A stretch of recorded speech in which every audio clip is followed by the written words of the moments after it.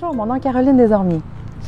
C'est au nom du ministre de l'Éducation, M. Bernard Drainville, que le député de Nicolet-Bécancour, M. Donald Martel, a procédé aujourd'hui à une annonce officielle en ce 5 septembre 2023 à Saint-Léonard-d'Aston. D'ailleurs, à propos de cette nouvelle, on l'écoute nous en dévoiler davantage.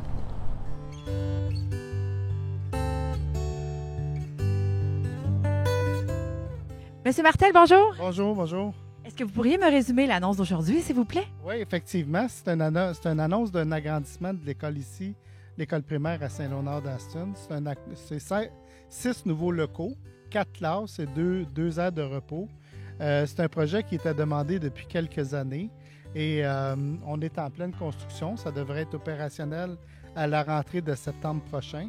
C'est un projet de 6 millions et ce que je mentionnais, c'est qu'on a fait des grandes annonces dans le territoire au niveau économique, mais pour moi, ça, c'est pas une petite annonce, c'est aussi important. C'est un signe de vitalité. Vous savez, moi, je suis arrivé sur le territoire, ça fait à peu près 30 ans. À cette époque-là, on parlait de fermer des écoles, fermer des classes. Les populations étaient en régression dans pratiquement toutes les municipalités. On a changé totalement la tendance, de sorte que maintenant, c'est des ajouts. On a fait une annonce, entre autres, à Sainte-Angèle-de-Laval, une école de 15 classes. Elle n'est pas commencé à construire. On est déjà en demande pour rajouter 6 classes. Le ministre est venu, il est au courant, donc c'est des très bonnes nouvelles. Merci. Pour compléter l'annonce d'aujourd'hui, je me suis aussi entretenue avec M. Pascal Blondin, directeur général du Centre des services scolaires de la Riveraine, ainsi que M. Laurent Marcotte, maire de la municipalité de Saint-Léonard-d'Aston. Oui, M. Blondin, bonjour. Bonjour. En quoi cet agrandissement va différer des autres écoles? Bien, en fait, ça ne diffère pas nécessairement des autres écoles. Par contre, ça va venir répondre à un besoin ici là, où les élèves étaient... l'espace, il manquait beaucoup d'espace à l'école ici qui est pratiquement à pleine capacité. Ça va nous permettre aussi de développer des maternelles 4 ans, ce qu'on ne pouvait pas parce qu'on manquait d'espace. Puis ça va nous permettre aussi de ramener dans un même bâtiment nos maternelles 5 ans qui étaient dans le bâtiment voisin de l'école Tournesol. Il y a de la modernité qui vient avec une nouvelle construction. Puis qu'est-ce que vous pouvez nous dire sur les composantes de l'école, peut-être?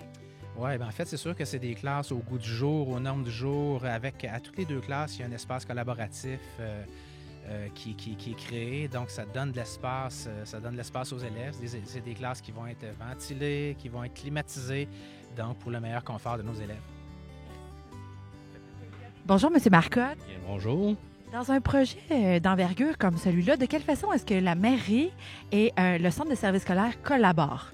Bien, oui, on nous approche souvent pour voir l'intérêt de la municipalité, comment on voit ça de notre côté. C'est sûr que pour une municipalité, voir agrandir son école primaire, éventuellement peut-être un gymnase qui se greffe, la polyvalente, aujourd'hui l'école secondaire et la découverte, puis on refait des locaux. Moi, ça me dit que c'est une municipalité en santé. Ça progresse. Depuis les 20 dernières années, Saint-Léonard a toujours eu une progression au niveau de sa population. La filière batterie va sûrement contribuer à une bonne augmentation. On travaille fort pour nos services, ouvrir des rues. Donc, nous, on voit ça que d'un bon œil. Ça fait plaisir. Mon nom est Caroline Desormiers à Saint-Léonard-d'Aston pour Télécœur.